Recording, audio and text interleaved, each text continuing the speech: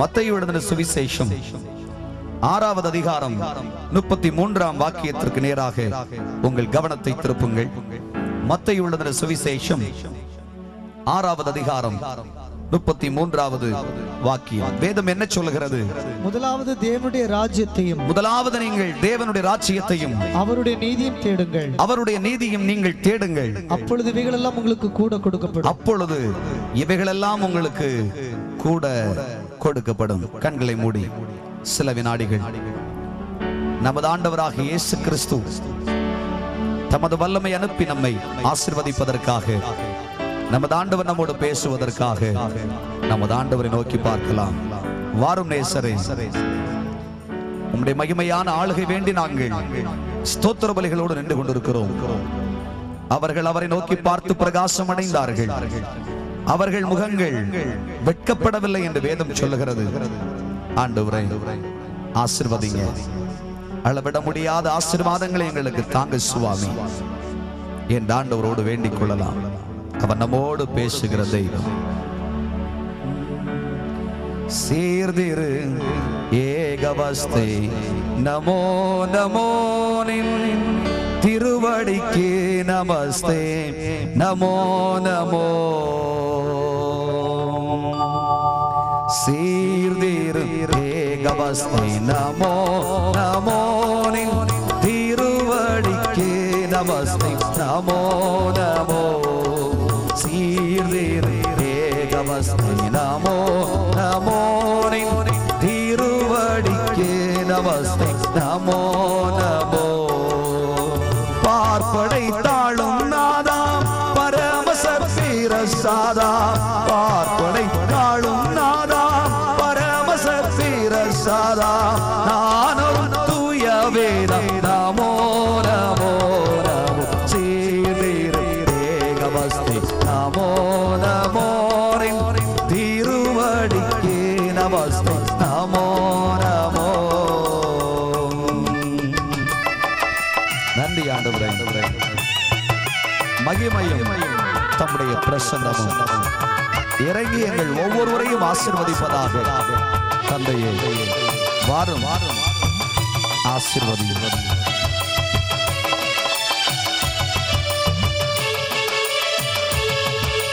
தந்தை பராபரனே நமோ நமோ, எமை தாங்கி ஆதரிப்போனே நமோ நமோ.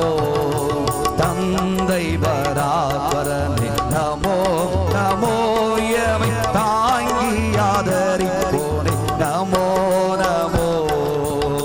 சொந்த குமாரன் தந்தாய் சொல்லரும் நலம் ஈந்தாய், சொந்த குமாரன் தந்தாய் சொல்லரும் நலம் ஈந்தாய், எந்த விருப்பக்கும் என்றார் நமோ நமோ நமோ. சீர்திரு ஏகவஸ்தை நமோ நமோ திருவடிக்கு நமஸ்தே நமோ நமோ.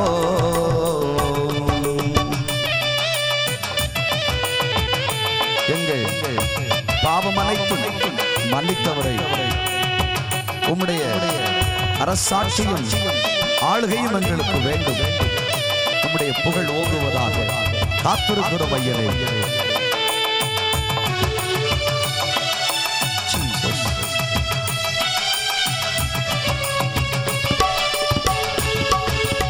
எங்கள் பாவத்தின் அசனமோ நமோ, புது எருசலேம் நகராசா நமோ நமோ. எங்கள் பாவத்தின் அசனமோ நமோ, புது எருசலேம் நகராசா நமோ நமோ. எங்கும் நின் அரசேர எவரும் நின் புகழ் கூற, எங்கும் நின் அரசேர எவரும் நின் புகழ் கூற, நமோ நமோ நமோ சேர்ந்தீரே ஏகவஸ்தை நமோ நமோ நின் திருவடிக்கே நமஸ்தே நமோ நமோ.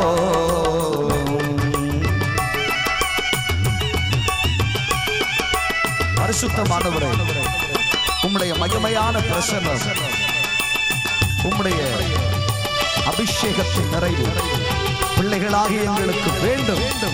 வாரும் ஆசீர்வதியும். பரிசுத்த ஆவிதேவா நமோ நமோ தீர பலமளித்தமைக்காவா நமோ நமோ. பரிசுத்த ஆவிதேவா நமோ நமோ தீர பலமளித்தமைக்காவா நமோ நமோ. கரிசித்து தானர் புத்தி கபடற்றமான சுத்தி, கரிசித்து தானர் புத்தி கபடற்றமான சுத்தி, இருமொழி பற்றும் பக்தி நமோ நமோ நமோ சேர்ந்தீரே ஏகவஸ்தை நமோ நமோ நின் திருவடிக்கே நமஸ்தே நமோ நமோ சேர்ந்தீரே ஏகவஸ்தை நமோ நமோ நின் திருவடிக்கே நமஸ்தே நமோ நமோ. பார்ப்படை தாழும் நாதா பரமசற்பீர சாதா, பார்ப்படை தாழும் நாதா பரமசற்பீர சாதா, நானொரு தூய வேதா நமோ நமோ நமோ சேர்ந்தீரே ஏகவஸ்தை நமோ நமோ நின் திருவடிக்கே நமஸ்தே நமோ நமோ சேர்ந்தீரே ஏகவஸ்தை நமோ நமோ நின் திருவடிக்கே நமஸ்தே நமோ நமோ சேர்ந்தீரே ஏகவஸ்தை நமோ நமோ நின் திருவடிக்கே நமஸ்தே நமோ நமோ. எங்கள் மகிமை பொருந்தினவராகிய சர்வ வல்லமை உள்ள எங்கள் தகப்பனை, இந்த நாளிலும் திருக்குமாரனாகிய இயேசு கிறிஸ்துவின் நாமத்தினாலே உம்முடைய பாதண்டை நாங்கள் வந்திருக்கிறோம். அப்பா, நீங்கள் என் பாதம் அமர்ந்து விரும்பி கேட்கும் பொழுதெல்லாம் ஆசீர்வாதங்களை நிறைவாக நான் தந்தருளுவேன் என்று வாக்கு பண்ணினேன். அதை நாங்கள் இருதயமாற விசுவாசித்திருக்கிறோம். அப்பனே, தொடர்ந்து உம்முடைய பரிசுத்த பிரசன்னத்தினால் இந்த வளாகம் முழுவதையும் நிரப்புவீராக. உம்முடைய வார்த்தைகளுக்காக ஆவலோடு இருதயம் திறந்து காத்திருக்கிற ஒவ்வொரு சகோதரனையும் சகோதரியையும் ஆசீர்வதியும். கண்ணீர்கள், பாடுகள், பிரச்சனைகள், தனிமைகள், வறுமைகள் என்று துவண்டு போயிருக்கிற பிள்ளைகளை அற்புதங்களினாலும் தமது வல்லமையினாலும் ஆண்டவர் நிரப்பி ஆசீர்வதித்தனர். ஆளுகை வேண்டும். இரட்சகர் இயேசு கிறிஸ்துவின் நாமத்தில் பாதம் வருந்தி கேட்கிறோம் நல்ல பிதாவே, ஆமென் ஆமென். கைகளை தட்டி ஆண்டவரை மகிமைப்படுத்துங்கள். நல்ல கை தட்டு கர்த்தருக்கு கொடுங்க பார்க்கலாம். நமது ஆண்டவராக இயேசு கிறிஸ்துவின் வல்லமை நிறைந்த நாமத்திற்கு மகிமை உண்டாவதாக.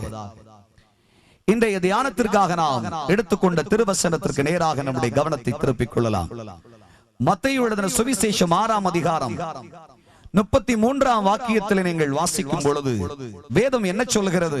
முதலாவது தேவனுடைய ராஜ்யத்தையும், முதலாவது நீங்கள் தேவனுடைய ராஜ்யத்தையும் அவருடைய நீதியையும் தேடுங்கள், அவருடைய நீதியையும் நீங்கள் தேடுங்கள், அப்பொழுது இவைகள் எல்லாம் உங்களுக்கு கூட கொடுக்கப்படும். அப்பொழுது இந்த பூமியிலே காண்கிற இவை எல்லாவற்றையும் நான் உங்களுக்கு கொடுக்கிற தேவன்.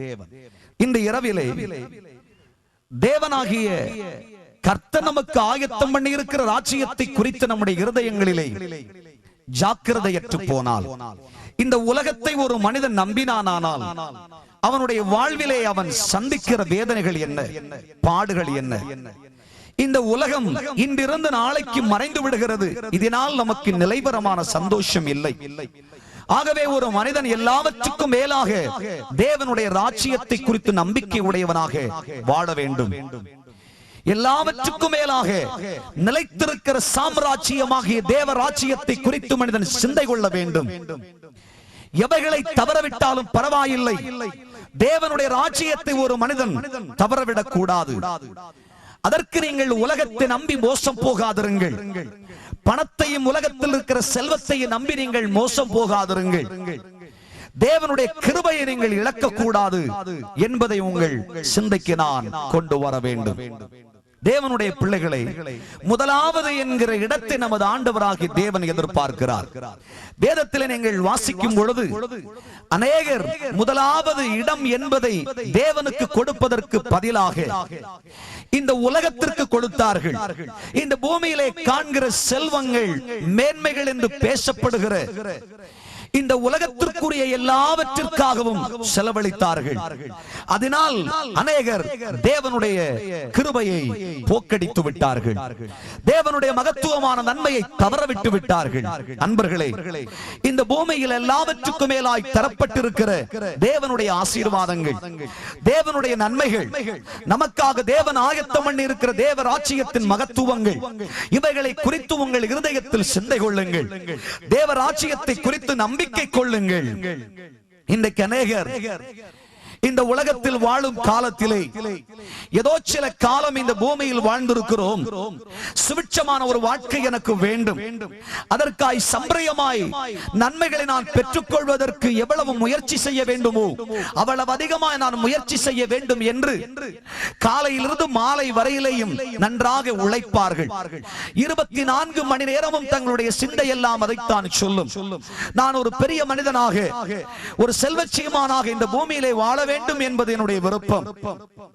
என்னுடைய வாழ்க்கையிலே ஆஸ்திகள், ஐஸ்வர்யங்கள் பெருகினால் இன்னைக்கு கொடுக்கப்பட்டிருக்கிற மேன்மைகளை எல்லாம் 10 மடங்கு நான் பெருகச் செய்தால் எவ்வளவு நன்றாயிருக்கும் என்றெல்லாம் மனிதன் தன்னுடைய வாழ்க்கையில் யோசனை செய்வான். இந்த பூமிக்குரிய வாழ்க்கையை மாத்திரம்தான் தன்னுடைய இருதயத்தில் மனிதன் நிறுத்துகிறானே ஒழிய ஆண்டவராகிய தெய்வம் என்று ஒருவர் இருக்கிறார். என்னுடைய நாசியின் சுவாசம் அவர், அவருடைய வாழ்வாய் இருக்கிறார். ஆகையினாலே இந்த உலகத்திற்கு அப்பாற்பட்ட ஒரு வாழ்க்கை என் தெய்வம் எனக்கு ஆயத்தப்படுத்தி இருக்கிறார். ஆகையினாலே அவைகளுக்காக நான் என்னுடைய இருதயத்தை திருப்ப வேண்டும் என்று இந்த பூமியிலே சிந்திப்பார் அநேகர் இல்லை. அநேகருடைய இருதயங்கள் உலகம் உலகம் உலகம் என்றுதான் பேசிக் கொண்டிருக்கிறது. இதை கவனமூட்டும்படி தான் அப்போஸ்தலனாகிய பவுல் என்கிற ஒரு தேவனுடைய மனிதன், அரிஸ்டாட்டில் என்ற கிரேக்க ஞானிக்கு சீஷனாயிருந்த கமாலியலுக்கு சீஷனாயிருந்து கல்வி கற்ற ஒரு பெரும் PhD பட்டதாரி, தன்னுடைய சொந்த சகோதரனாய் பாவித்த தீமத்தேவுக்கு நிரூபம் எழுதுகின்ற பொழுது, கடிதம் எழுதுகின்ற பொழுது, நற்செய்தி சொல்லும் பொழுது சொல்லுகிறார். 1 தீமத்தேயுவின் புஸ்தகத்திலே 6ஆம் அதிகாரம் 10ஆம் வாக்கியத்தை நீங்கள் கவனிக்கின்ற பொழுது அழகாக பேசினார். வாசித்து பாருங்கள். 1 தீமத்தேயுவின் புஸ்தகம் 6ஆம் அதிகாரம் 10ஆம் வாக்கியத்திலே, பணாசை எல்லா தீமைக்கும் வேறாயிருக்கிறது. ஒட்டுமொத்தமாய் சொல்ல போவேனானால் உலக ஆசை எல்லா தீமைக்கும் வேறாய் இருக்கிறது. சிலர் அதை இச்சித்து, சொல்ல போனால் அநேகர் அதை இச்சித்து விசுவாசத்தை விட்டு வழுவி, விசுவாசத்தை விட்டு, இன்னும் சொல்வேனானால் கிறிஸ்தவத்தை விட்டு வழி போனார்கள். அநேக வேதனைகளாலே தங்களை உருவ குத்தி கொண்டு, அதனால் அநேகருக்கு வேதனைகள் உண்டாயிருக்கிறது. தங்களை உருவ குத்தி கொண்டார்கள். வாழ்க்கையிலே துயரங்களை சம்பாதித்தார்கள். பாடுகளை இன்றைக்கு அனுபவித்துக் கொண்டிருக்கிறார்கள். காரணம், இந்த பூமியிலே எப்படியாகிலும் சிலவைகளை சம்பாதித்து விட வேண்டும், இந்த பூமியிலே நான் பெரியவனாய் மாற வேண்டும். தங்கள் வாழ்க்கையின் எதிர்பார்ப்பெல்லாம் அப்படித்தான். ஐயா, என் ஜான் உடம்புக்கு ஒரு ஜான் வயிறு பிரதானம் என்பது மனிதனுடைய சிந்தை. அதற்காக உழைக்க வேண்டும், உழைக்க வேண்டும், உழைக்க வேண்டும் என்று தீவிரமாய் மனிதன் ஓடுகிறான். பாருங்கள், எதை குறித்தும் கவலைப்படுவதில்லை. இந்த பூமியிலே நாம் சில காலம் வாழ்கின்றோமே, அதற்கு பின்னால் நம்முடைய வாழ்வு என்ன என்பதை பற்றி அவன் சிந்திப்பதில்லை. எப்பொழுது பார்த்தாலும் உலகத்திற்குரிய ஆசை, பணத்திற்குரிய ஆசை, செல்வத்திற்குரிய ஆசை, ஆஸ்திகளை குறித்த ஆசை, படிப்பு உயர்வுகளை பற்றிய ஆசை, இவைகள் எல்லாம் மனுஷனுக்குள்ளே இன்றைக்கு பெருக்கெடுக்குகிறது. பாருங்கள், இதனால் அழகா சொன்னார், விசுவாசத்தை விட்டு விட்டார்கள், கிறிஸ்தவத்தை மறந்து போனார்கள், தேவ அன்பை நஷ்டப்படுத்துகிறார்கள், அநேகர் தேவனுடைய மகிமையையும் இழந்து போய் விடுகிறார்கள், தேவ ராஜ்யத்தை குறித்து சிந்தையற்று போகிறார்கள். நீங்கள் அப்படி இராதிருங்கள். நீங்களோ தேவனுடைய ராஜ்யத்தை குறித்து நம்பிக்கை உடையவர்களாயிருங்கள். முதலாவது முதலாவது முதலாவது என்று சொல்லுகிற இடத்தை தேவனுக்கும் தேவனுடைய ராஜ்யத்துக்கும் கொடுங்கள். இவைகள் எல்லாம் அப்பொழுது உங்களை தேடி வரும் என்று சுவிசேஷகன் பேசுகிறார். இன்றைக்கு மனிதனுடைய ஆசைக்கு அளவில்லை பாருங்கள். மனிதன் ஒன்றன் பின் ஒன்றாக தன்னுடைய ஆசையை அதிகரிக்க செய்து கொண்டே இருப்பார். ஆசையை குறித்து பேசுகின்ற பொழுது ஒரு சிறிய கதை ஒன்று ஞாபகம் வருகிறது. நன்றாய் கவனியுங்கள். ஒரு அருமையான ஒரு ஆடு மேய்ப்பனான ஒரு மனிதன் இருந்தார். இந்த மனிதன் ஒவ்வொரு நாளும் தன்னுடைய மந்தைகளை எல்லாம் அழைத்து கொண்டு போவான் பாருங்கள். தினம் தினம் காலையில் எழுந்து யோசிப்பான், ஐயோ பயங்கரமான கொளுத்தும் வெயில் அடிக்கிறது, ஒவ்வொரு நாளும் சிரமத்தை அனுபவித்தல்லவா என் மந்தைகளை நான் நடத்தி கொண்டு போகிறேன், என்றைக்கு தான் கடவுள் எனக்கு ஒரு விடிவு காலத்தை கொடுப்பாரோ என்று அழுது கொண்டே எழுந்திருந்து போவான் பாருங்கள்.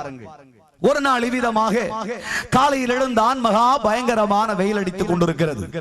இந்த மனுஷன் தன்னுடைய மந்தைகளை எல்லாம் அழகாக நடத்தி கொண்டே போகிறான். திடீரென இந்த மேய்ப்பனுடைய ஒரு சிந்தை சொல்லிட்டு, ஆகா இவ்வளவு பயங்கரமான வெயில் அடிக்கிறது, இறைவன் என்று ஒருவர் இருந்தால் இந்த வெயிலிலே சற்று நான் இளைப்பாறுவதற்கு எங்காகிலும் கொஞ்சம் நிழலை காண்பிக்க கூடாதா என்று கேட்டான். அப்படியே அக்கம் பக்கம் திரும்பினான் பாருங்கள்.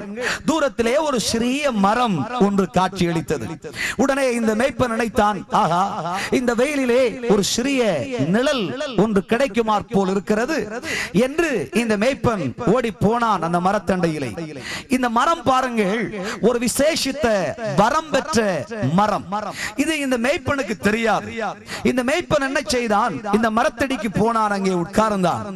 உட்கார்ந்து கொண்டு யோசிச்சான், ஆகா நினைச்சபடி இறைவனால் சிருஷ்டிக்கப்பட்ட மரத்தினால கொஞ்சம் நிழல் கிடைச்சிருக்குதே, எவ்வளவோ களைச்சு போய் வேதனையோடு இருக்கிறோம், இப்பொழுது ஒரு அழகான ஒரு தென்றல் காற்று வீசினால் நன்றாயிருக்குமே என்று யோசித்தான். இந்த மரத்திற்கு ஒரு வரம் உண்டு. அந்த மரத்தடியிலே உட்கார்ந்து ஒரு மனுஷன் எதை யோசித்தாலும் அந்த மனுஷனுக்கு கிடைக்கும் பாருங்கள். இந்த மேய்ப்பனும் அவிதமாக யோசனை செய்தார். உடனே நினைத்தபடி பயங்கரமான ஒரு தென்றல் காற்று வீச ஆரம்பித்தது. மேய்ப்பனுக்கு பயங்கரமான சந்தோஷம். ஆகா நினைத்தபடி அழகாக ஒரு குளிர்ந்த தென்றல் காற்று வீசுகின்றதே, இறைவன் எப்படிப்பட்டவர் என்று சொல்லி பிரமித்தார் இந்த மனிதர். உடனே இந்த மேய்ப்பன் நினைத்தான், ஆமா தென்றலும் வீசுகின்றதே, இப்பொழுது அழகாக சாப்பிடுவதற்கு சுட சுட சாப்பாடும் ஒரு கூஜாவிலே கொஞ்சம் தண்ணீரும் கிடைத்தால் எவ்வளவு நன்றாயிருக்கும் என்று யோசித்தான். வரம் பெற்ற மரம் பார்த்தீர்களா? உடனே அழகாக சுட சுட சாப்பாடும் ஒரு கூஜாவிலே கொஞ்சம் தண்ணீரும் இந்த மனிதனுக்கு கிடைத்தது. சந்தோஷம் பொறுக்கல இந்த மனுஷனுக்கு. திரும்ப இந்த மனுஷன் யோசிச்சா, ஆகா எவ்வளவு அழகான வாழ்க்கை, அழகா சாப்பாடை கொடுத்துட்டாரே, கூஜாவில தண்ணீர் கிடைத்ததே, உண்ட மயக்கம் தொண்டருக்கும் உண்டுதானே. இந்த மனுஷனுக்கு கொஞ்சம் தூக்கம் வர்றாப்புல இருந்துச்சு. இந்த மனுஷன் நினைச்சான், இப்பொழுது சற்று இளைப்பாறுவதற்கு அழகான ஒரு கட்டிலும் ஒரு பட்டு மத்தையும் கிடைச்சா எவ்வளவு நல்லா இருக்கும் என்று யோசித்தான். உடனே இந்த மரம் வரம் பெற்ற மரம் பார்த்தீர்களா? அழகான ஒரு கட்டிலும் ஒரு பட்டு மத்தையும் இந்த மனுஷனுக்கு கிடைச்சு. மனிதனுடைய ஆசை விட்ட பாடில்லை. இந்த மனுஷன் கட்டிலே போய் படுத்தான். இந்த மனுஷன் யோசிச்சா, ஆமா நினைச்சபடி அழகான ஒரு கட்டிலும் பட்டு மத்தையும் கிடைச்சிட்டு நான் படுத்திருக்கிறேன், இப்பொழுது களைத்து போய் வந்த என்னுடைய கால்களையும் கைகளையும் யாராலும் அமைத்து விட்டா எவ்வளவு நல்லா இருக்கும் யோசிச்சான். வரம் பெற்ற மரம் பார்த்தீர்களா? தேவபுத்திரர்கள் இறங்கி வந்தார்கள். இந்த மனுஷனுடைய கை கால்களை அமைத்து கொடுத்தார்கள். இந்த மனுஷன் நல்லா தூங்கடா பாருங்க. தூக்கத்திலே இந்த மனுஷன் நினைச்சதெல்லாம் நடந்ததே என்ற ஒரு சந்தோஷம், அழகான சொப்பனம் எல்லாம் பிறந்துகிட்டே இருக்கு. தூக்கம் முடிஞ்சு இந்த மனுஷன் கண் விழித்து பார்த்தான். அக்கம் பக்கம் எல்லாம் பார்த்தான். ஆகா இறைவன் எவ்வளவு அழகா படைச்சிருக்கிறார், என்ன படைப்புங்க பாருங்க. இவ்வளவு அழகா படைச்ச இறைவனுக்கு நன்றி சொல்லாம இருக்க முடியுமா என்றெல்லாம் யோசித்துக் கொண்டு இந்த மனுஷன் யோசிச்சா, இவ்வளவு தூரத்தில் இறைவன் படைச்சு வச்சிருக்கிற அழகான மரங்கள், செடிகள், கொடிகள், புல் புதர்கள் இவைகள் எல்லாம் இருக்கிறதே, என்ன அழகா இறைவன் படைச்சிருக்கிறார் ஞானமா.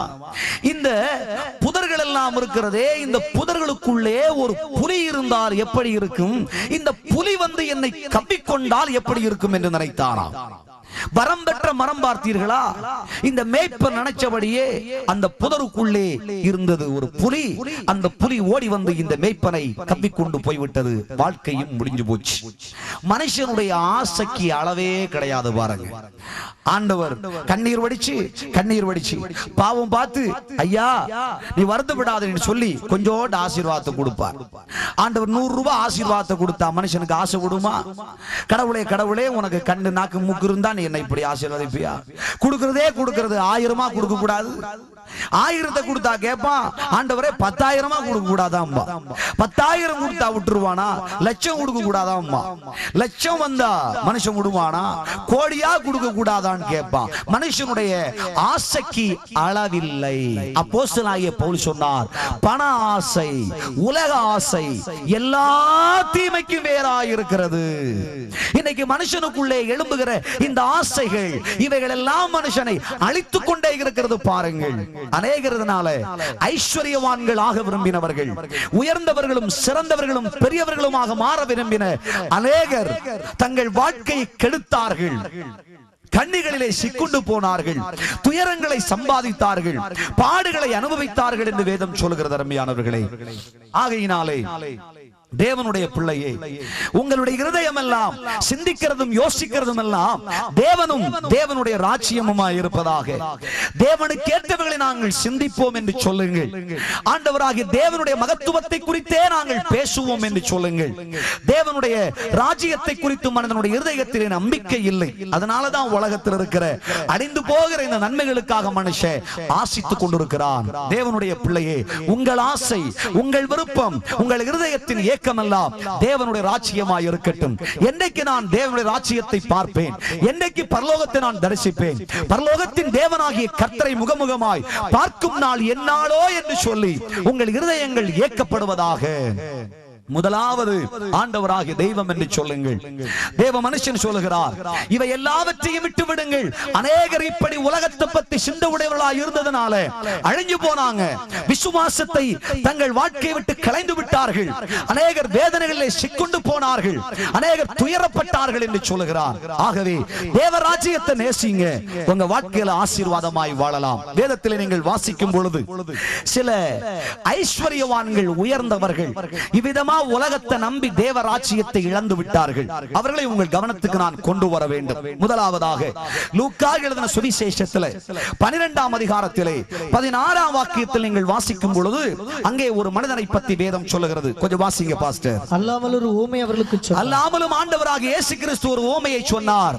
ஐஸ்வர்யமுள்ள ஒருவருடைய நிலம் நன்றாய் விளைந்தது. பணம் நிறைஞ்ச மனுஷன், ஐஸ்வர்யவானான மனுஷன், செல்வம் நிறைந்த ஒரு மனுஷனுடைய நிலம் நன்றாய் விளைந்தது.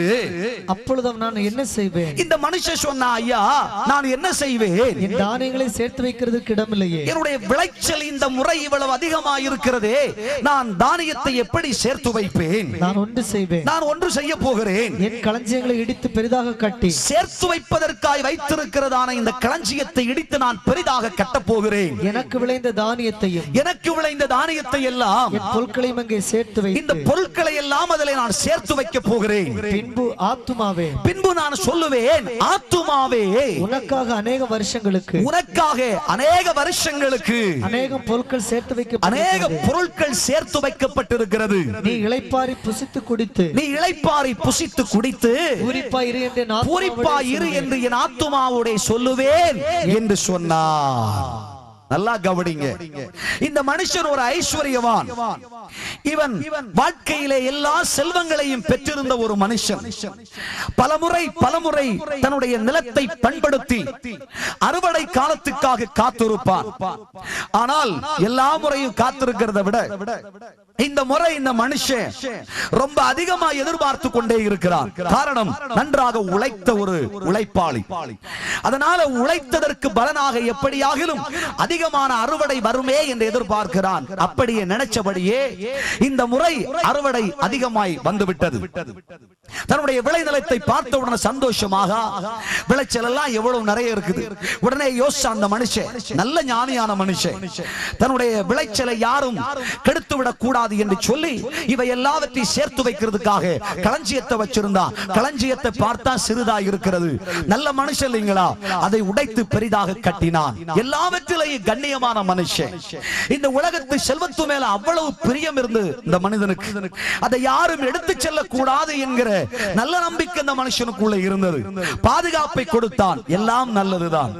ஆனா இந்த மனுஷன் சேர்த்து வைத்து விட்டு ஒரு காரியத்தை சொன்னான். என்ன சொன்னா? ஆத்துமாவே, உனக்காக இவை எல்லாவற்றையும் நான் சேர்த்து வைத்திருக்கிறேன். நீ புசித்து குடித்து இளைப்பாறு அப்படின்னா. கர்த்தருக்கு ஒரு கைதட்டு கொடுங்க. இந்த மனுஷன் என்ன சொல்லி இருக்கணும்? என் ஜான் உடம்பே, ஒரு ஜான் வயிறு உனக்கு பிரதானம், இதற்காக நான் இவை எல்லாவற்றையும் சம்பாதித்திருக்கிறேன், நீ புசித்து நீ குடித்து பூரிப்பாயிரு என்று சொல்லி இருக்க வேண்டும் இல்லைங்களா?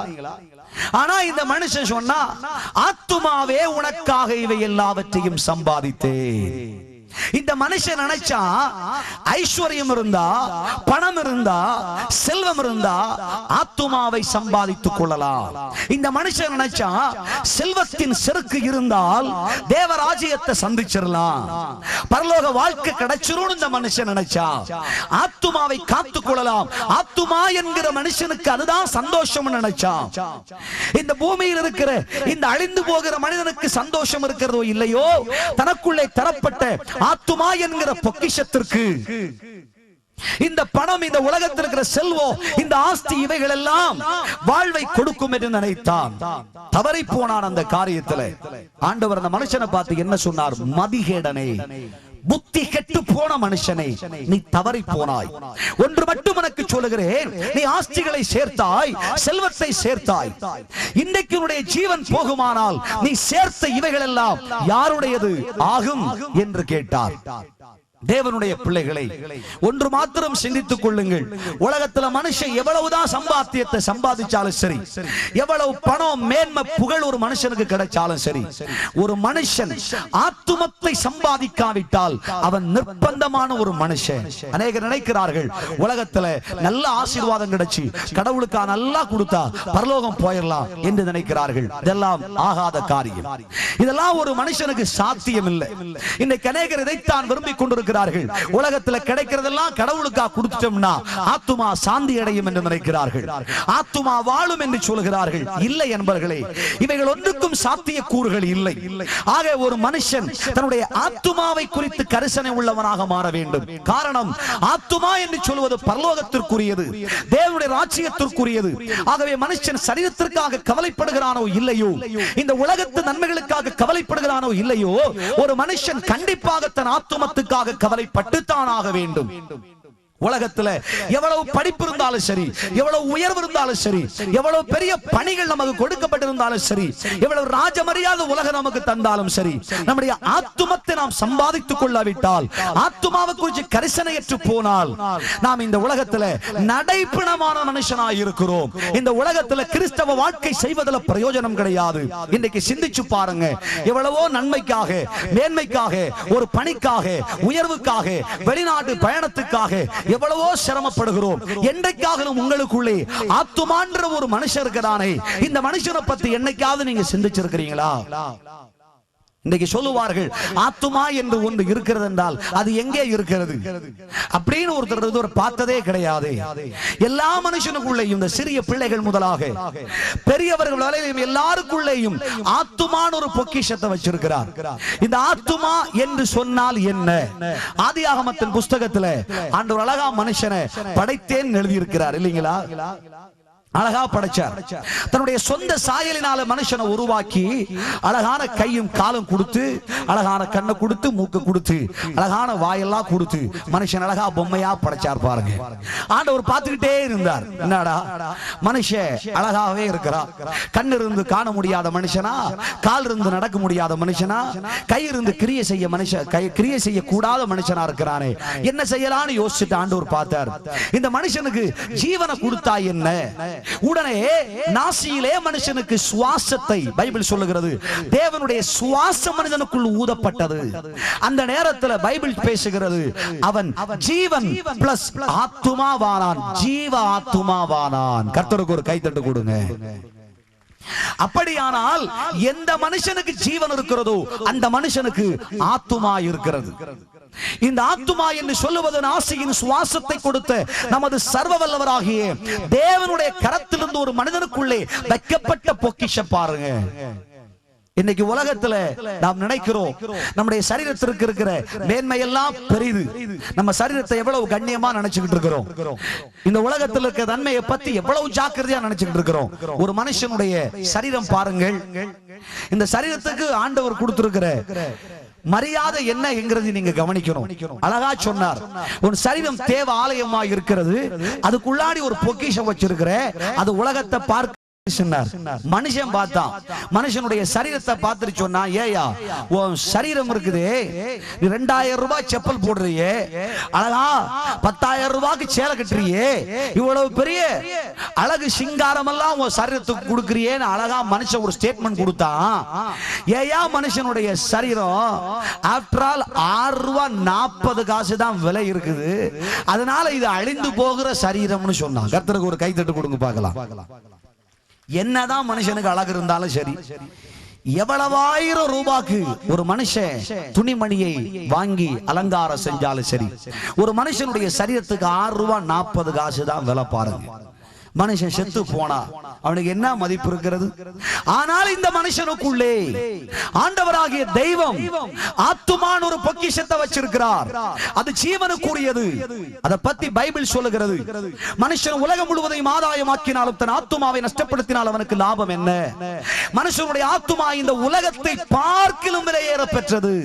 இந்த உலகத்திலே எந்த நன்மைகளை பார்க்கலும், எந்த மேன்மைகளை பார்க்கலும், எத்தனை கோடி ரூபாவை பார்க்கலும் விலை மதிக்கத்தக்க ஒரு மனுஷனுக்குள்ளே இருக்கிற ஆத்துமா. சகோதரா, நீ எப்பேற்பட்ட ஒரு சகோதரனா இருந்தாலும் சரி, சகோதரியா இருந்தாலும் சரி, உனக்குள்ள கர்த்தர் ஜீவனை கொடுத்திருந்தா, ஜீவனோடு இணைந்த ஒரு ஆத்துமா என்ற ஒரு சக்தி உனக்குள்ள வாழ்ந்து கொண்டிருக்கிறது. அது உள்ளான மனுஷன் என்று பெயர் பெற்றிருக்கிறது. அது தேவனால் கொடுக்கப்பட்ட பொக்கிஷம். ஆகையினாலே நீ விலையேற பெற்ற ஒரு மனிதன். இந்த பொக்கிஷத்தை அழிக்கிறதுக்காக, இந்த பொக்கிஷத்தை தன்வசப்படுத்துவதற்காகத்தான் சாத்தான் ஒரு பக்கம் மனுஷனை இழுத்துக் கொண்டே இருக்கிறான். இதை தவறவிடக் கூடாது என்று சொல்லித்தான் ஆண்டவராகிய தெய்வம் தன்னுடைய ஏககுமாரனாகிய கிறிஸ்துவை இந்த பூமிக்கு அனுப்பி இந்த ஆத்துமாவை சம்பாதிக்கிறதுக்காக சிலுவை பாடுகளை குமாரனாகிய கிறிஸ்துவுக்கு அனுமதிச்சு இயேசு கிறிஸ்துவின் ரத்தத்தினாலே இந்த ஆத்துமாவை கொள்ளை பொருட்களாக அவர் மீட்டுக் கொண்டே இருக்கிறார். ஒரு ஆத்துமாவுக்காக கிறிஸ்து அவ்வளவு பரிதாபப்படுகிறார். பாருங்கள், ஆத்துமத்தில் அவ்வளவு வியாகுலப்படுகிறவர் நமது கர்த்தராகிய தேவன். கர்த்தருக்கு ஒரு கைத்தட்டு கொடுங்க பார்க்கலாம். பைபிள் சொல்லுது, ஒரு ஆத்துமா மனம் திரும்பினால் பரலோகத்துல அவ்வளவு பயங்கரமான சந்தோஷம். பாருங்க, ஒரு மனுஷன் பாவத்தை விட்டு வெளியே வந்தா, அசுத்தத்தை விட்டு வெளியே வந்தா, அக்கிரமத்தை விட்டு வெளியே வந்தா, ஒரு மனுஷன் அநியாயமான வாழ்க்கையை விட்டு வெளியே வந்துட்டான்னு சொன்னா பரலோகத்துல தூதர்கள் எல்லாம் சேர்ந்து கைதட்டி ஆர்ப்பரிப்பார்களா. அவ்வளவு பெரிய சந்தோஷம் பரலோகத்துல இருக்கிறது. ஐயா சகோதரா, இந்த உலகத்துல உன் சரீரம் அழிந்து போகின்ற பொழுது மனிதன் சந்தோஷப்படுவான்.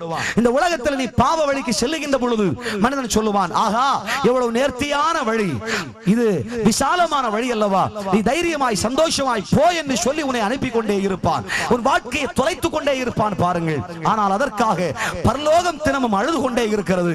நீ என்னைக்கு உலகம் வேண்டாம் என்று சொல்கிறாயோ, என்னைக்கு இந்த உலகத்தினுடைய இன்பம் வேண்டாம் என்று சொல்கிறாயோ, குடி வெறி சாவ போதை பொருட்களை தூக்கி எறிகிறாயோ, என்னைக்கு விபச்சாரம் வேசித்தனம் அநியாயம் துன்மார்க்கங்கள் அநியாயமாய் கரங்களை கொடுக்கிற வாழ்க்கை, இவைகளை எல்லாம் விட்டுவிட்டு அரை வீட்டுக்குள் செய்கின்ற பாவம் துணிகரமான செயல்களை தூக்கி எறிந்துவிட்டு உலகம் எனக்கு பின்னால் சிலுவை எனக்கு முன்னால் என்று என்னைக்கு நீ ஓடி வருகிறாயோ அன்றைக்கு பரலோகத்திலே ஒரு பெரிய சந்தோஷம் உண்டாகிறது. பரலோகத்தில் பெரிய மேன்மை. காரணம், ஆண்டவராகிய இயேசு சொல்லுவார், இந்த ஆத்துமா என் அன்பை கண்டிருக்கிறது. இந்த உலகத்துல நான் எதை சம்பாதிக்காவிட்டாலும் பரவாயில்ல, இந்த உலகத்துக்கு மேலான ஒரு ஆத்துமாவை சம்பாதித்து விட்டேன் என்று கிறிஸ்துவும் மகிழ்ந்திருப்பார். நல்ல கைதட்டு கர்த்தருக்கு கொடுங்க பார்க்கலாம். சகோதரா, உலகத்தை பார்க்கலும் விலையேற பெற்ற ஆத்துமான ஒன்றை கர்த்தர் உனக்குள்ள வச்சிருக்கிறார். அதை பத்தி நீ இன்றைக்கு சிந்தை செய்ய வேண்டும். எவ்வளவோ பாடுபடுகிறோம்.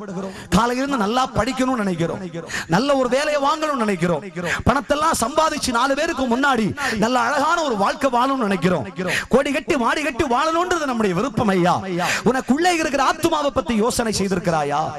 ஆத்துமா எங்கே இருக்கிறது, எப்படி இருக்கிறது என்று பார்க்க உனக்கு ஆசையா? அது எங்கே இருக்கிறது என்ற அடையாளம் உனக்கு சொல்ல வேண்டுமா? ஆம், ஆத்துமா இல்லாத மனுஷன் இல்லை. எல்லா மனுஷனும் எவ்வளவு துணிகரமான பாவியா இருக்கட்டும், அந்த மனுஷன் உங்கள் ஆத்துமா ஒண்ணு இருக்குது. அது எப்படி இருக்கிறது என்று கண்டுகொள்ளலாம். எந்த மனுஷனும் சரி துணிகரமா ஒரு பாவத்தை செய்ய போகும் பொழுது தனக்குள்ளே யாரும் அக்கம் பக்கம் சொல்ல வேண்டிய அவசியம் இல்ல, அறிந்தவங்க தெரிந்தவங்க பேச வேண்டிய அவசியம் இல்ல. தனக்குள்ளேயே இருதயம் ஒரு பக்கத்துல பேசும். என்ன பேசும் தெரியுமா? ஏயா நீ செய்யறது பாவம், நீ செய்யறது துரோகம், நீ செய்யறது அநியாயம், நீ செய்யாத செய்யாத செய்யாதே என்று உள்ளாக ஒருவன் பேசிக்கொண்டே இருப்பான். நல்லா கவனிக்கணும்.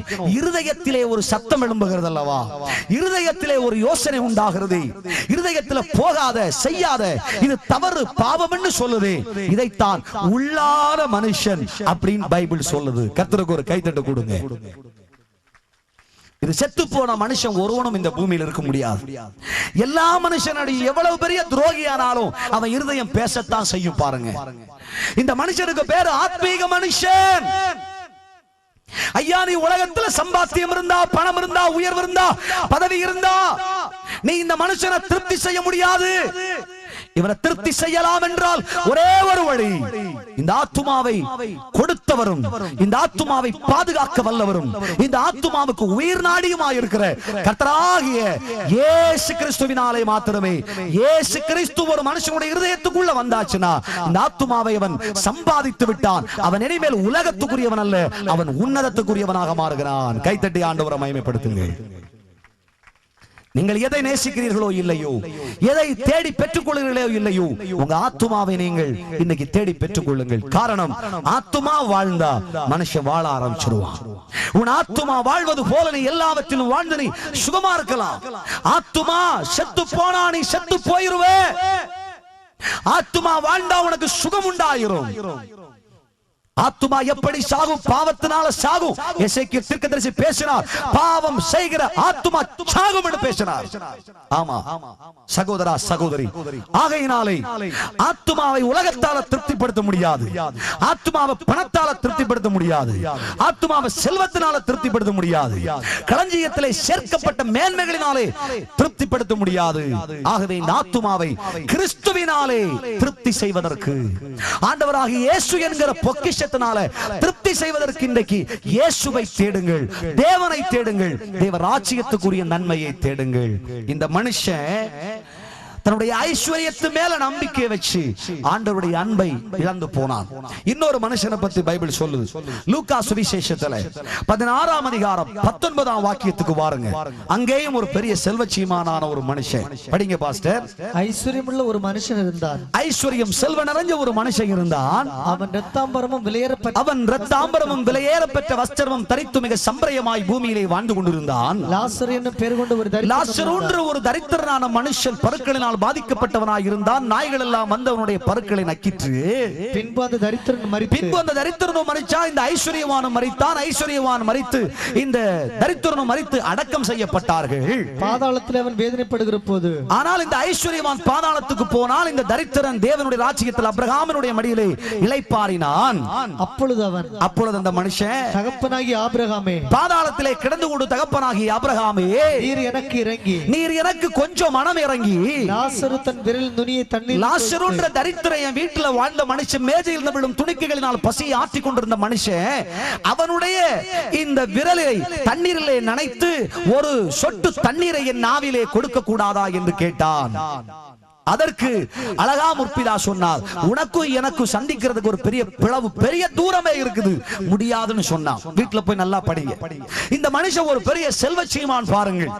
உலகத்தில் அவ்வளவு பக்திக்குரிய ஆசார நெறிமுறைகளை கையாண்டு வாழ்ந்த ஒரு மனுஷன். சொல்ல போனா ஒரு பக்கத்துல கொஞ்சம் கடவுள் பக்தி கூட இந்த மனுஷனுக்கு இருந்தது.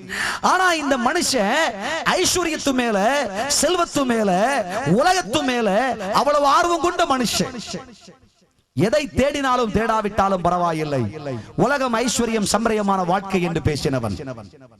இந்த மனுஷனை பற்றி சம்பிரயமாய் வாழ்ந்தான், சுகித்திருந்தான், நேர்மையாய் இருந்தான், இரத்தாம்பரம் போன்ற சிவப்பான இதோ பலவர்ண அங்கிகளை எல்லாம் தரித்திருந்தான். இவன் வாழ்க்கையில ஒரு குறையும் இல்லாத மனுஷன், அவ்வளவு செல்வ செழிப்பாய் இருந்தான் என்று வேதம் சொல்கிறது. அதே இடத்துல தரித்திரனான ஒரு மனுஷன் இருந்தான், சாப்பிட கூட இல்லாத ஒரு மனுஷன், சரீரமெல்லாம் ஒரு விகார தோற்றம் பாருங்கள்.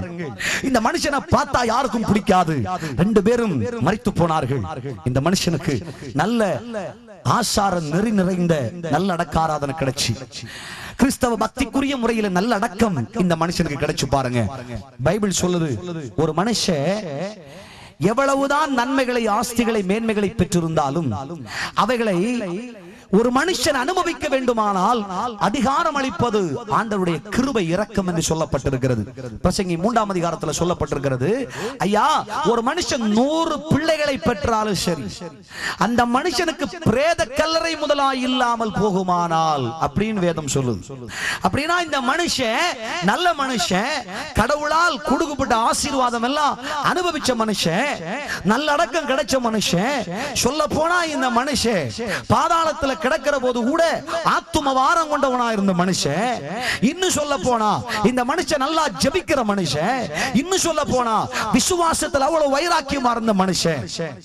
முற்பிதாவாகிய ஆபிரகாமை தூரத்துல கண்டவுடனே, என் பிதாவாகிய ஆபிரகாமே, என் முற்பிதாவாகிய ஆபிரகாமே என்று கத்த ஆரம்பிச்சுட்டான்.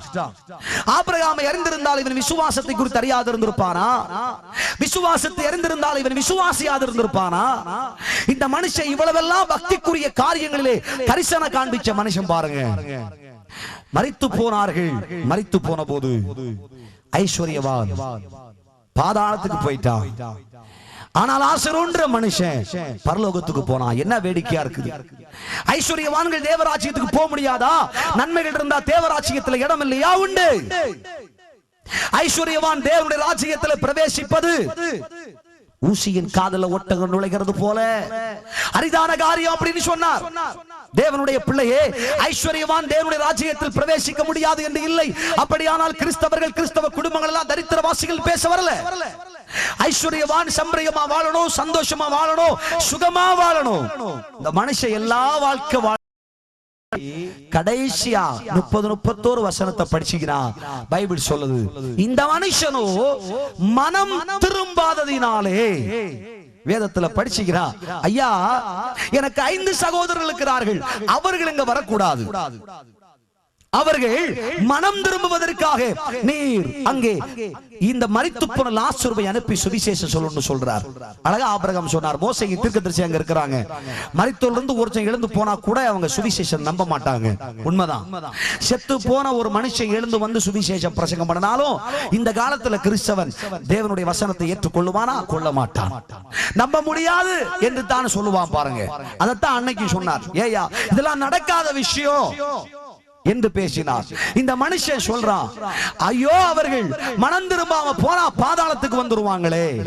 ஐயா பணம் இருக்கு, சம்பாத்தியம் இருக்கு, பொருள் இருக்கு, மேன்மை இருக்கு, எல்லா உயர்வும் இருக்கு. ஆனா பரலோகத்திற்கு ஏகும், தேவராஜ்யத்திற்கு ஏகும் முதலாம் படியாகிய மனம் திரும்புதல் உன் வாழ்க்கையில் இல்லை.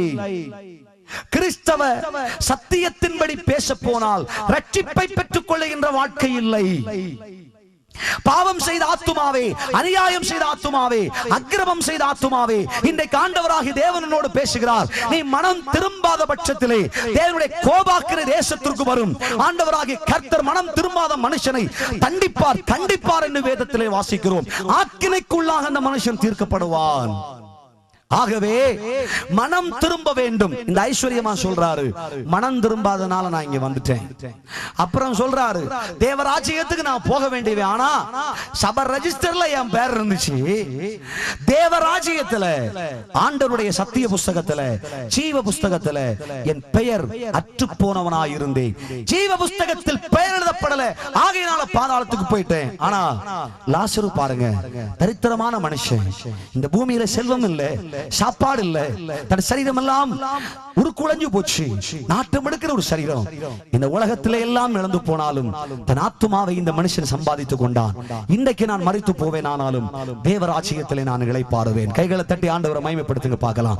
கர்த்தருடைய பிள்ளைகளே, தேவனுடைய அன்பை ருசித்துக் கொண்டிருக்கிற தேவனுடைய பிள்ளைகளே, இந்த உலகத்தை நேசிக்கிறத கொஞ்சம் நிறுத்திக்கிட்டு சிலுவையை நேசிக்க ஆரம்பிங்க. இயேசுவின் அன்பை நேசிக்க ஆரம்பிங்க. இயேசு கிறிஸ்துவின் மகத்துவத்தை நேசிக்க ஆரம்பிங்க. தேவனுடைய அன்பின் மேன்மையை குறித்து உங்க வாழ்க்கையில சிந்திக்க ஆரம்பிங்க. ஆண்டவர் நமக்காய் செய்த தியாகத்தை பத்தி யோசிக்க ஆரம்பிங்க. தேவராஜ்யத்துக்குரியவர்களை யோசனை செய்தால் நீங்கள் வாழ்வீர்கள். இந்த மனுஷன் ஐஸ்வர்யம் இருந்து தேவராஜ்யத்தை தவற விட்டவர்.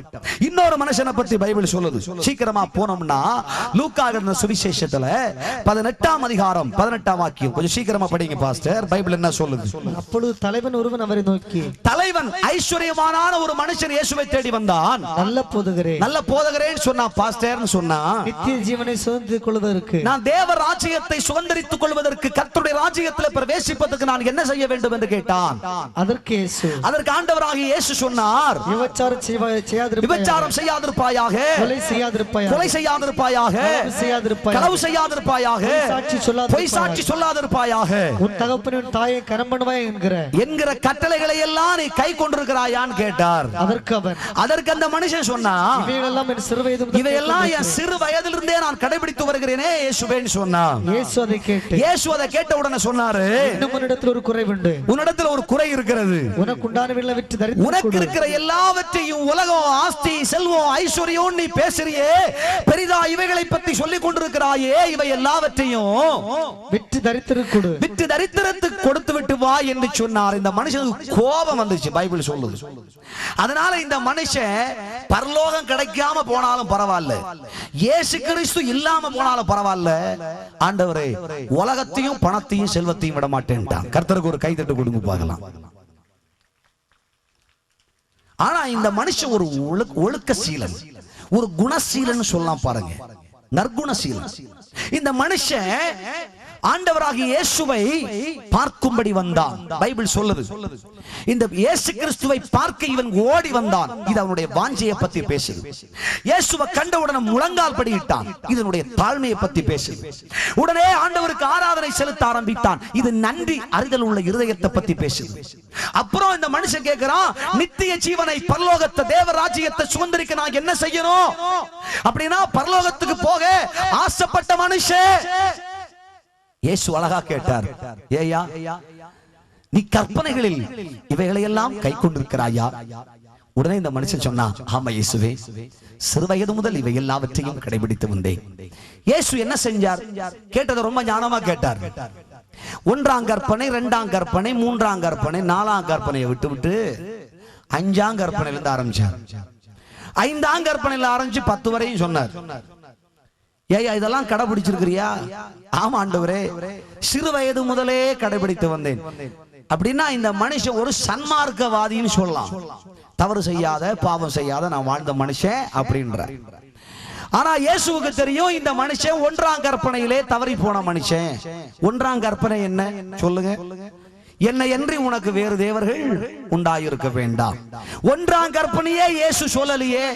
அப்படின்னா இந்த மனுஷன் 1ஆம் கற்பனையாகிய உபதேசத்திலேயே தவறி போனான். என்னை அன்றி உனக்கு வேறு தேவர்கள் உண்டாயிருக்க வேண்டாம் என்ற செய்தி இவனுக்கு சொல்லப்படவில்லை. இந்த மனிதன் இதை அறிந்தும் கூட தன்னுடைய வாழ்க்கையில் அதை கடைபிடியாது இருந்தான். அப்படியானால் இவனுக்கு வேறு தெய்வம் என்ற ஒரு சக்தி போன்ற ஒரு பெரிய இடம் வேறொன்றுக்கு இவன் கொடுத்திருந்தான். எதுக்கு கொடுத்திருந்தான்? உலகத்துக்கு கொடுத்திருந்தான், பணத்துக்கு கொடுத்திருந்தான், ஆஸ்திக்கு கொடுத்திருந்தான், ஐஸ்வர்யத்துக்கு கொடுத்திருந்தான். அதனாலதான் இயேசு சொன்னார், எல்லாவற்றையும் விட்டு தரித்திரத்தை கொடுத்துருவான்னு சொன்னா இவனுக்கு டப்புன்னு கோவம் வந்துச்சு. ஒண்ணும் கிடைக்காம போனாலும் பரவாயில்ல. வேதத்தில் நீங்க படிச்சீங்கன்னு சொன்னா, இயேசு கிறிஸ்துவிடம் வந்த ஒரு மனுஷனும் சும்மா திரும்பி போனதா சரித்திரம் சொல்லல. ஆனா இந்த ஒரு மனுஷன் மட்டும் கிடைச்சோ கிடைக்கலையோ ஒண்ணு வேண்டான்னு இயேசுவை விட்டு சும்மா திரும்பி போனா. கர்த்தருக்கு ஒரு கைத்தட்டு கொடுங்க. பிரதர் எதுக்காக வந்திருக்கிறீங்க? சும்மா வந்திருக்கிறேன். எதுக்காக பிரதர் கோயிலுக்கு போறீங்க? சும்மா போறேன். சும்மா போய் சும்மா வர்றதுதான் நம்ம வாழ்க்கை வழக்கம்.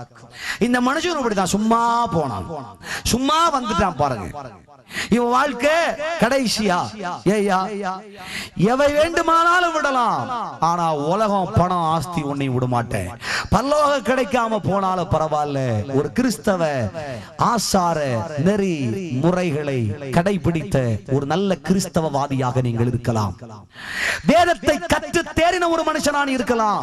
நீ நல்லா ஜெபிக்கிற ஒரு மனுஷனா இருக்கலாம், நல்லா துதிக்கிற ஒரு மனுஷனா இருக்கலாம், பாடல்களை பாடுகிற ஒரு மனிதனா இருக்கலாம், இயேசுவுக்கு அவ்வளவு மரியாதை செலுத்துற மனுஷனா இருக்கலாம், ஆண்டவருக்கு ஆராதனை செலுத்துகிறேன் என்று சொல்லி ஆராதிக்கிற ஒரு மனுஷனா இருக்கலாம். ஆனால் சகோதரா, சகோதரி, நித்திய ஜீவனை நீ சுதந்தரிக்க வேண்டுமானால் விட வேண்டியது சிலதை விட்டாக வேண்டும். உலகத்தை மறக்க வேண்டும். உலக பாவ பழக்க வழக்கங்களை தூண்டி விடுகிற சில சக்திகளை நீ அழித்தாக வேண்டும். அவைகளை விட்டுவிட்டால் ஒழிய நீ தேவராஜ்யத்தில் பிரவேசிக்க முடியாது. ஆகவே இந்த ஐஸ்வர்யவான் இந்த மனுஷனும் ஆண்டவரை விட்டு என்ன செய்தான்? பரலோகம் இல்லாட்டி பரவாயில்லன்னு திரும்பி போயிட்டான். இன்னொரு மனுஷனை பத்தி பைபிள் சொல்லுது, முடிச்சறேன். லூக்கா எழுதின சுவிசேஷத்துல 19ஆம் அதிகாரத்துல 1ஆம் வாக்கியம் படிங்க பாஸ்டர். பைபிள். அவர் எரிகோவில் பிரவேசித்து அதன் வழியாக நடந்து போகையில், இயேசு அதன் வழியாக நடந்து போகையிலே, ஆயக்காரனுக்கு தலைவனாயிருந்த ஒரு மனுஷன், ஐஸ்வர்யமா இருந்த சகை என்னப்பட்ட ஒரு மனுஷன், ஐஸ்வர்யமான இருந்த ஒரு மனுஷன், இவன் பெயர் சகேயு. இயேசு எப்படிப்பட்டவர் என்று அவரை பார்க்க வகை தேடினார். இயேசுவை பார்க்கிறதுக்கு ரொம்ப ஆசை. இயேசு எப்படிப்பட்டவரோ என்று பார்க்க வகை தேடினான். அவர் போகும் வழியில் முன்னாக ஓடி போனான். அவரை பார்க்க காட்டத்தி மரத்திலே, இயேசுவை பார்க்கிறதுக்காக ஓடோடி போய் காட்டத்தி மரத்தில் ஏறி உட்கார்ந்திருந்தான். இயேசு அந்த இடத்தில் வந்தபோது, இயேசு அங்க வந்த உடனே அண்ணாந்து பார்த்து அவனை கண்டு, அண்ணாந்து பார்த்து அந்த மனுஷனை பார்த்து, சகையுவே நீ சீக்கிரமா இறங்கி வான்னு சொன்னார். நல்லா கவனிங்க. இந்த மனுஷன் ஆயக்காரனுக்கு தலைவன். 7ஆம் வசனத்துல படிச்சீங்கன்னா, உலகம் ஒட்டு மொத்தமா இந்த மனுஷனுக்கு பாவி என்று பெயர் கொடுத்திருந்தார்கள். ஆனா இந்த மனுஷனுக்கு ஒரு ஆசை, இயேசுவை எப்படியாகலும் பார்க்க வேண்டும். இயேசு 1000 10,000 பேர்களிலே சிறந்தவர். கர்த்தருக்கு ஒரு கைதட்டு கொடுங்க பார்க்கலாம். இந்த மனுஷனுக்கு நல்ல ஒரு ஆசை, இயேசுவை பார்த்துறணும், எப்படியாகலும் இயேசுவை பார்த்துறணும். ஏன்னா இயேசு கிறிஸ்து அநேக வியாதிஸ்தரை சுகமாக்குகிறார், மரித்தோரை உயிரோடு எழுப்புகிறார். இயேசு கிறிஸ்து எங்கு போகிறாரோ அங்கெல்லாம் வெளிச்சம். இயேசு கிறிஸ்து போகிற இடமெல்லாம் சமாதானம். இயேசு கிறிஸ்து போகிற இடமெல்லாம் சந்தோஷம் வந்துருது. இந்த இயேசுவை கண்டிப்பாக பார்க்க வேண்டும் என்று ஓடோடி போனான். காட்டத்தி மரத்தில் ஏறி உட்கார்ந்தான். ஏன் தெரியுமா? இயேசுவை பார்க்க போகிற மனுஷனுக்கு அவனுடைய சரீரமே தடையா இருந்து, குள்ளமான மனுஷன். எல்லார் கூட்டத்தில் நின்னா இயேசுவனுக்கு பார்க்க முடியாது. இயேசு கிறிஸ்து வந்தா சும்மாவா வருவார்? இயேசு பின்னாடி ஆயிரக்கணக்கான மக்கள் திரட்சியாக வருவார்கள். இந்த கூட்டத்தில் நின்றால் இயேசுவை பார்க்க முடியாது. அதனால இயேசுவை பார்க்கிறதுக்காக காட்டத்தி மரத்துக்கு ஓடி போனான். ஆம், இயேசுவை பார்க்க போனால் சரீரமே உனக்கு தடையாக மாறும், உலகமே உனக்கு தடையாக மாறும். இந்த தடையெல்லாம் மேற்கொண்டு ஒரு மனுஷன் இயேசுவை பார்க்க ஓடணும். கர்த்தருக்கு ஒரு கைதட்டு கொடுங்க பார்க்கலாம். தடைகளை எல்லாம் தகர்த்து போட்டு விட்டு தான் விசுவாச வாழ்க்கையில வெற்றி கொள்ள வேண்டும் ஒரு கிறிஸ்தவன். ஒரு தேவனுடைய பிள்ளை எவ்வித தடைகளையும் தாண்டுவதற்கு ஆயத்தமா இருக்கணும். உம்மாலே ஒரு சேனைக்குள் பாய்வேன், மதிலை தாண்டுவேன், கடந்து செல்லுவேன். யோர்தான் ஆனாலும் சரி, எரிகோவானாலும் சரி, செங்கடலானாலும் சரி, அது உனக்கு ஒரு பொருட்டல்ல. நீ அவைகளை கடந்து சென்று இயேசுவை தரிசிப்பதற்கு ஆயத்தமா இருக்கணும் பிரதர். இயேசுவை பார்க்க போனா பல தடைகள் வரும், பல பிரச்சனை வரும், குடும்பமே விரோதியா மாறிடும், உலகமே உனக்கு விரோதியாக மாறி விடுவார்கள். ஆனால் இந்த மனுஷன் ஓடி போனான், காட்டு மரத்துல உட்கார்ந்தான். நல்ல சிந்தை உள்ள ஒரு மனுஷன். இயேசுவை நான் பார்க்க வேண்டும், இயேசு என்ன பார்க்க கூடாது, இயேசு என்ன பாத்திர கூடாது என்று ஒளிந்து மறைந்திருந்தான். இயேசு என்ன செய்தார்? நடந்து வந்த பொழுது அப்படியே காட்டு மரத்து கீழாடி நின்றார். அண்ணார்ந்து பார்த்தார், பேர் சொல்லி கூப்பிட்டார். ஏயா சகையுவே, இருக்கிற இடத்தை விட்டு இறங்கி வான்னு சொன்னார். இந்த மனுஷன் என்ன சொல்லணும்? ஆண்டவராக இயேசு கிறிஸ்துவே, நான் ஒரு மனுஷனை பார்த்து வானா வருவான், போனா போவான், அவ்வளவு வேலைக்காரங்களை வச்சிருக்கிறேன், நீர் போய் என்ன இறங்கி வான்னு சொல்றீரே, நான் வர முடியாது, இப்பெல்லாம் நான் வரமாட்டேன், நான் பெரிய பணக்கார மனுஷன், எனக்கு ஐஸ்வர்யம் இருக்குது, செல்வம் இருக்குது, ஆயக்காரனுக்கு தலைவன், என்றெல்லாம் ஒண்ணு பேசக்கூடாதுன்னு சொல்லிட்டு இந்த மனுஷன் உட்கார்ந்து இருக்கணும். ஆனா இந்த மனுஷன் அதை சொல்லல. பாவி, அசுத்த நிறைஞ்ச மனுஷன், அக்கிரம செஞ்ச மனுஷன், அநியாயமாய் கோடியை சேர்த்து மாடிய கட்டின மனுஷன், அநியாயம் அநியாயம் அநியாயம் என்பவைகளை எல்லாம் துணிகரமா செஞ்சவன். ஆனா இந்த மனுஷன் என்ன செய்தான்? இயேசு சொன்ன உடனே கீழ்ப்படிந்தான். இயேசு சொன்ன உடனே இறங்கி வா என்ற உடனே இறங்கி வந்தான். இயேசுட்ட சொன்னான், இயேசுவே, உம்மிடத்துல பேசுறது கூட எனக்கு மரியாதை கிடையாது. இயேசுவே, உலகம் பார்த்தா என்ன பாவின்னு சொல்லும். இயேசு சொன்னார், உன் வீட்டிலே நான் வந்து தங்க வேண்டும். இல்ல இயேசுவே, என் வீடு ஒரு அநியாயத்தின் வீடு, அக்கிரமம் நிறைஞ்ச ஒரு வீடு, துன்மார்க்கம் நிறைஞ்ச வீடு, அநியாயத்தை பேசுற வீடு வேண்டாம், என் வீட்டிலே வருவதற்கு நான் அபாத்திரன் என்று சொன்னார். இயேசு சொன்னார், இல்லை, உன் வீட்டிலே நான் பிரவேசிக்க வேண்டும், உன் வீட்டுக்கு நான் வரணும்னு சொன்னார். இன்னைக்கு இயேசு கிறிஸ்து இந்த கூட்டத்துல வந்து, பிள்ளைகளே நான் உங்க வீட்டுக்கு வர்றேன்னு சொன்னா எத்தனை பேர் இயேசுவே இன்னைக்கு வாங்க எங்க வீட்டுக்கு, கூட்டம் முடிஞ்சு போகும்போது நம்ம சேர்ந்து போலாம் வாங்க என்று எத்தனை பேர் சொல்லுவீங்க? அப்படியே கையை தூக்கி ஒரு அல்லேலூயா கம்பீரமா கொடுங்க பார்க்கலாம். Praise God. ரொம்ப சிரமப்பட்டு இயேசுவே வர்றது பாதி வழியில சுகம் விசாரிச்சுட்டு போயிருங்க இயேசுவேன்றோம். இயேசு கிறிஸ்து இன்னைக்கு வாராரு சொன்னா நம்ம வீட்டுல இயேசு கிறிஸ்து வரதா இருந்தா சொல்லிடுவோம், இயேசு கிறிஸ்துவே இன்னைக்கு வராதீங்க, நாளைக்கு காலைல போன் பண்ணிட்டு ஒரு 8:30 மணிக்கு பிறகு வாங்க. இப்போ என் வீட்டுக்கு போனா என் வீடு சரியா பெருக்கவே இல்லை, முதல்ல என் வீடு பார்த்தா சுத்தம் இல்லை, ரெண்டாவது, மூன்றாவது என் வீட்டுல எப்ப பார்த்தாலும் பைபிள் தான் முன்னாடி வச்சிருப்பேன். இப்ப கொஞ்சம் 10 நாளா ராணி கல்கண்டு குமுதம் பேச்சப்படும் ஆனந்த விகடன் எல்லாம் இருக்கு. அதனால முன்னாடி வந்துடாதீங்க. நீங்க சொல்லிட்டு வாங்க, இயேசுவே அழகா நான் சுத்தம் பண்ணி என் டிவில இருக்கிற தேவையெல்லாம் சினிமா படம்லாம் தூக்கி பறக்கி போட்டுக்கிட்டு அழகா ஜீசஸ் எல்லாம் போட்டு சுத்தமா அழகா நல்ல பைபிளை முன்னாடி வச்சு தூசியெல்லாம் தட்டி ரொம்ப தெளிவா வச்சு, இயேசு கிறிஸ்துவே நீர் வர்ற நேரத்துல என் வீடு ஒரு பரலோகம் போல இருக்கு, ஆனா இப்ப நரகம் போல இருக்கு, இயேசுவே இப்ப வராதீங்க என்று சொல்லுவோம். ஆனால் பாவின் பேசப்பட்ட சகேயு வர வேண்டாம் இயேசுவே நாளைக்கு வாங்கன்னு சொல்லல. இயேசு வருகிறேன் என்ற உடனே வீட்டுக்கு அழைத்து கொண்டு போனார். பாவம் நிறைஞ்ச ஒரு மனுஷன், அக்கிரமம் நிறைஞ்ச ஒரு மனுஷன். இயேசு அந்த வீட்டிலே போனார், காலடிகளை வைத்தார். வேதம் சொல்கிறது, இயேசு அந்த வீட்டுக்குள் பிரவேசித்த உடனே அந்த வீட்டுக்கு ரட்சிப்பு வந்தது. நல்ல கைத்தட்டு கர்த்தருக்கு கொடுங்க பார்க்கலாம். இதுவரையிலும் சிக்ஷை பெற்ற வீடு, வேதனை அடைய வேண்டிய வீடு, இயேசு பிரவேசித்த உடனே அந்த வீட்டுக்கு ரட்சிப்பு வந்தது. இந்த ரட்சிப்புன்றது எந்த கடையிலையும் கிடைக்காது. எல்லா பூவும் நீங்க கடையில வாங்கலாம், ஆனா அந்த ரட்சிப்பு மாத்திரம் இயேசு கிறிஸ்து கையில இருந்து தான் வாங்கணும். கர்த்தருக்கு ஒரு கைத்தட்டு கொடுங்க. எத்தனை வகை வகையான பூ உலகத்துல பார்த்திருக்கிறீங்க, ஆனா அந்த ரட்சிப்பு இன்னும் பார்க்கல. இயேசு அந்த வீட்டுக்கு போனார், ரட்சிப்பு வந்தது உடனே. நல்லா கவனிங்க, அங்கதான் செய்தியே இருக்கு. உடனே அந்த மனுஷன் என்ன சொன்னா, அநியாயமாய் யாரிடத்திலும் வாங்கினது உண்டானால் எல்லாம் நாளத்தனே என்ன செஞ்சிடறேன், திரும்ப கொடுத்துறேன். கர்த்தருக்கு ஒரு கைதட்டு கொடுங்க. என்றால் இந்த செய்தி என்ன பேசுகிறது? ஐயா, இயேசு வந்ததனால நான் எவை வேண்டுமானாலும் இழந்து விடலாம், எதை இழந்தாலும் பரவாயில்ல, இயேசுவை இழக்க மாட்டேன். கர்த்தருக்கு ஒரு கைதட்டு கொடுங்க. எதை வேண்டுமானாலும் கொடுத்துறேன், எவ்வளவு பணமானாலும் திருப்பி கொடுத்துறேன், எவ்வளவு ஆஸ்தி வேணாலும் போட்டு பரவாயில்ல, எனக்கு தேவை இயேசுதான். ஐயா, நீ உலகத்துக்கு பாவியா இருக்கலாம், உலகம் உன்னை பார்த்து அநியாயக்காரன் பேசலாம். இன்னைக்கு நீ இயேசுவை ஏற்றுக்கொண்டால், இயேசுவின் வீட்டுக்குள்ளே இன்னைக்கு நுழைந்தால், இயேசுவின் கரத்தை பிடித்துக் கொண்டால், நீ பாக்கியவான் சகோதரா, நீ பாக்கியவதி சகோதரி. உன் கரத்தை இயேசு இன்னைக்கு பிடித்துக் கொண்டார் என்றால், அநியாயமான வாங்கினது உண்டானா, அநியாயமா செஞ்சது உண்டானா, எல்லாம் திருப்பி கொடுத்துறேன் இயேசு உடனே சொன்னார். இந்த மனுஷன் ஒரு பெரிய பாக்கியவான். இவன் இன்று முதல் ஆபிரகாமின் குமாரன் எனப்படுவான். நல்ல கைத்தட்டு கர்த்தருக்கு கொடுங்க பார்க்கலாம். ஆபிரகாம் விசுவாசிகளின் தகப்பன் அழைக்கப்பட்ட மனுஷன். ஐயா, உலகத்தில் ஆண்டவருக்காக எல்லாவற்றையும், தகப்பனுடைய வீடு, இனம், ஜனம், ஜாதி எல்லாவற்றையும் தூக்கி எறிஞ்சுக்கிட்டு கர்த்தராகிய தேவன் நான் காண்பிக்கிற தேசத்துக்கு போ என்ற உடனே ஆண்டவருடைய வார்த்தையை கேட்டு புறப்பட்ட மனுஷன். அந்த ஆபிரகாமுக்கு குமாரனாக இருப்பாய். எனக்கு அவ்வளவு நம்பிக்கை, இயேசு மேல் அவ்வளவு நம்பிக்கை உனக்கு இருக்கு. ஆண்டவர் பார்த்துக் கொள்ளுவார், ஆண்டவர் பார்த்துக் கொள்ளுவார். முதலாவது இயேசு, முதலாவது இயேசு, முதலாவது தேவராஜ்யம், முதலாவது தேவராஜ்யம்.